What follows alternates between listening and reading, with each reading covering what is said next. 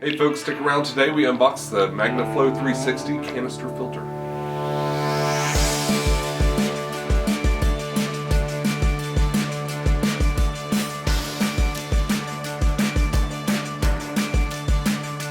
Hey YouTube, this is pecktec, and bear with me. I'm feeling a little ill.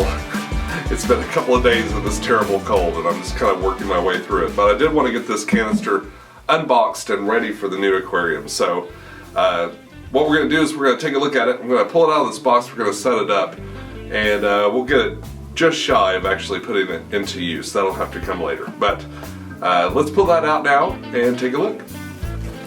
Okay, so rather than break down everything that it says in this box, if we take a look at this other camera over here, you can see it's a neat box.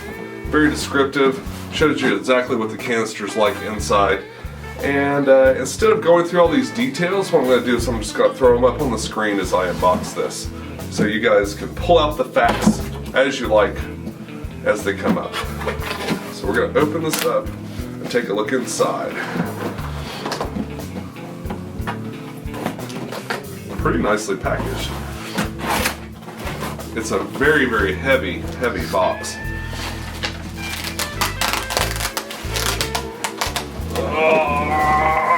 Oh my gosh. This is bar none the biggest canister filter I've ever owned.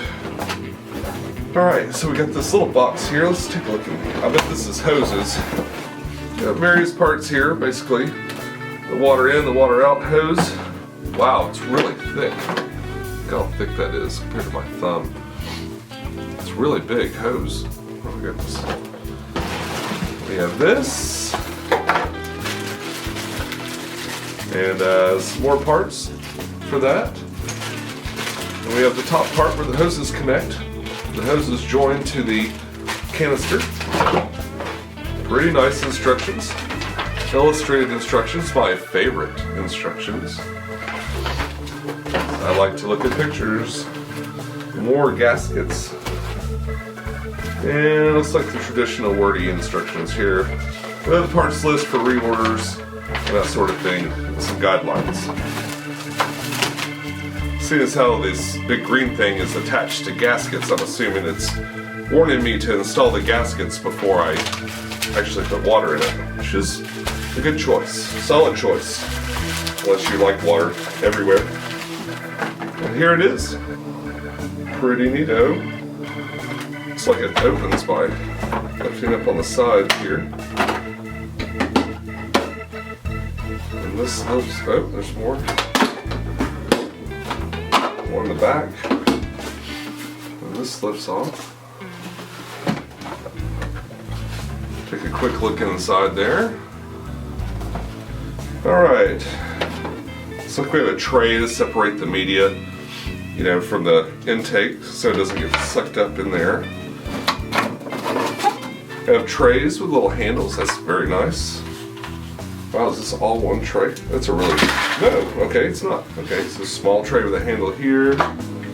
Another tray, oh, they all have handles, that's handy. Alright. This has got bio balls, these little plastic biological media. Not great media, but that's fine because these trays mean you can put whatever you want in there. And that's what's great about canister filters. There's all kinds of options for what you can put inside of these things to kind of help whatever particular situation you're having. There's another two trays. This has got a lot of charcoal in it, activated carbon, and the last tray has a big sponge. You know, mechanical filtration. It's like two of them in here. So what happens in a canister filter is the water goes all the way down through the top, down to the bottom here. Then it's forced back up through the mechanical filtration. Then it goes into the chemical filtration. I'm going to pull out for now.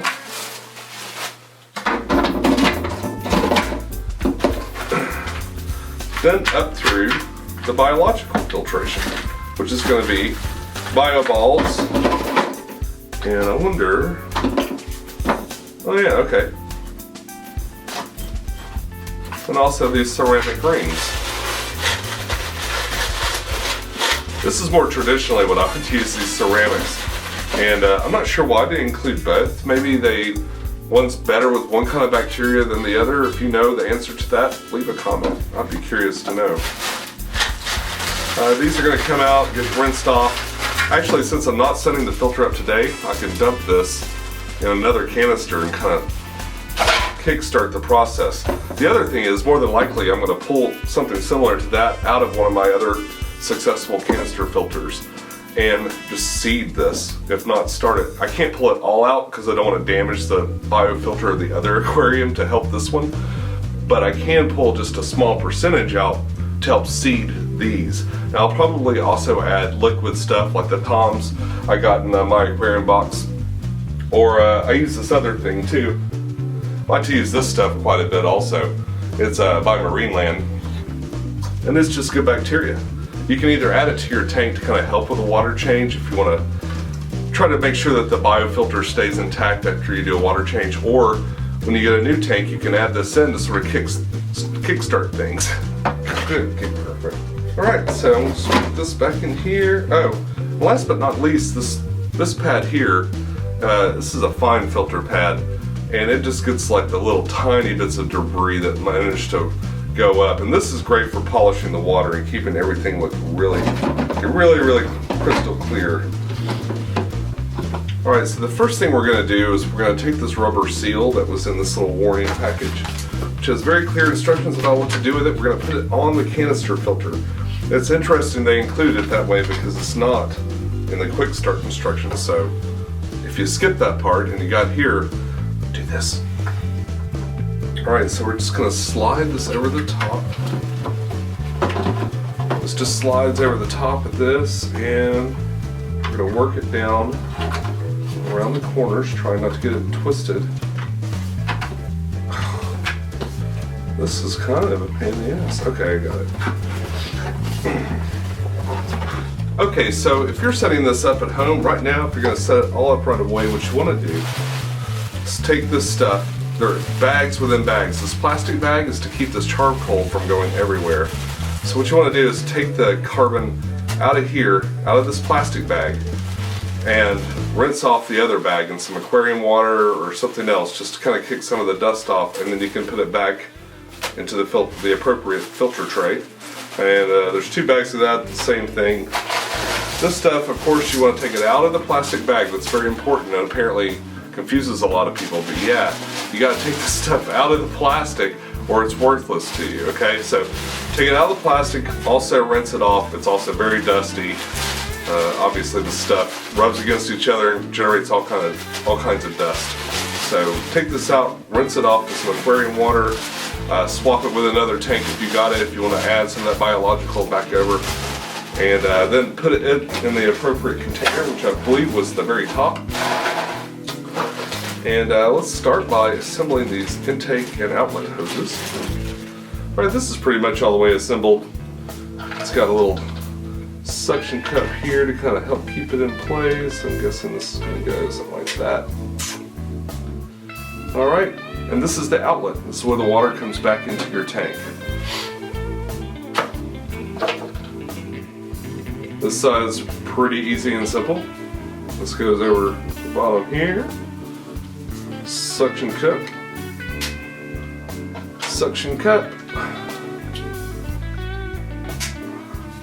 and it's ready to go in your tank. Well, after we attach the hose.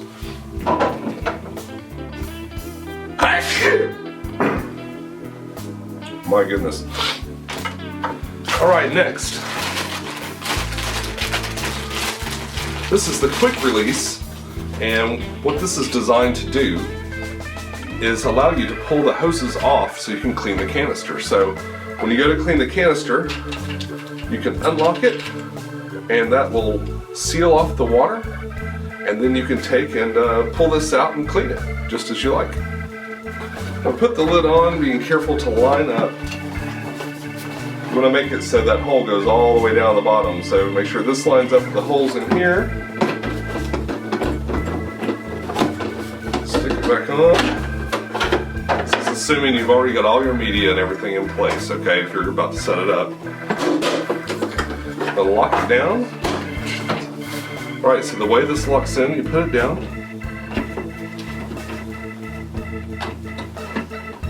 You've got to turn this key. Get it to go in just right. Get it straight here. Alright, so you turn the key, turn it back, and you're locked down. And that's it. Now it's not coming out. And it's ready for you to clean it next. When you're ready to take it out, pull this up, turn the key, and this slides right out.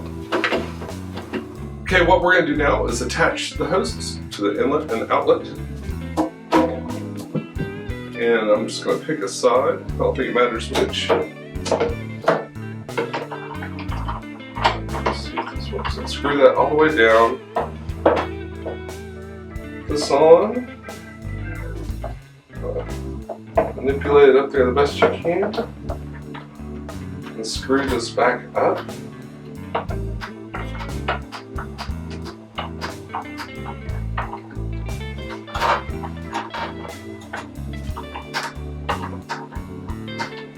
Until it's nice and tight and you feel like it won't come off.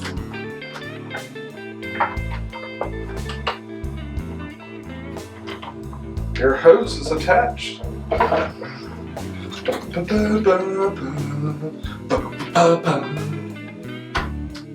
was wondering why I'm singing that. I talked to a friend of mine the other day, Jeff B. You've seen him a little bit. Making some plans behind the scenes. Alright, well this is attached. This is kind of cool. You got a swivel there. Gives you a little bit of flexibility when you set it up. I like that. The swivel. Okay, I guess what's next is I'm going to take this and figure out how it's going to fit on this tank. Okay, so this tank doesn't have a great cabinet as far as for canister filters. It's not fully contained. It's kind of a real shallow cabinet. So I'm actually going to set it down here right next to the tank and bring the hoses up one side. Let's take a look at that. Okay, so I got a fair amount of questions last time as far as what tank this is and that sort of thing. It is a stand from the 60 gallon that they sell at PetSmart, but apparently one of their tanks got broken in shipment, so I got a really good deal on the stand for that 60 gallon tank. But this is an Aquarium 55 that I got at $1 per gallon sale.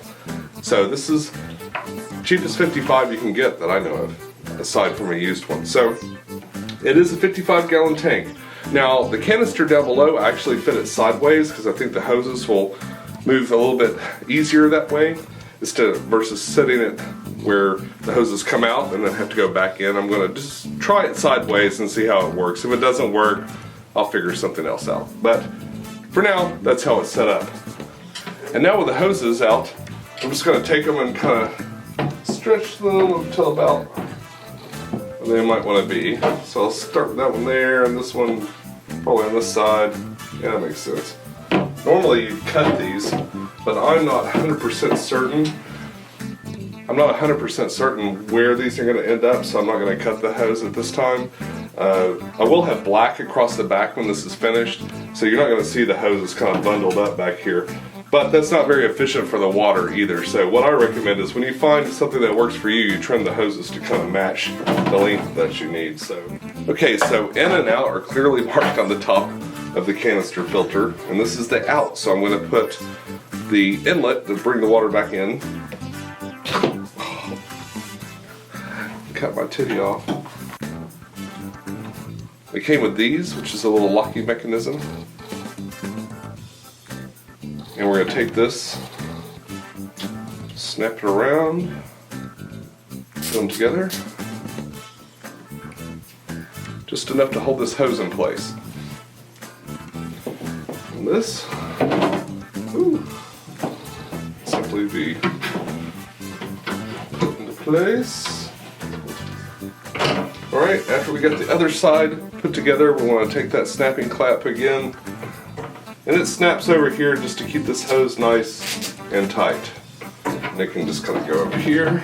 And now with my hoses all attached, if I was ready to set this up today, I'd be pretty much ready. You want to put the biological material back into the filter, all the filter components the way they're supposed to be put back into that filter.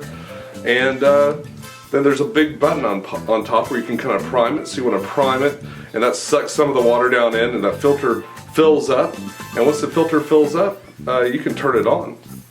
And that's it. It's that simple.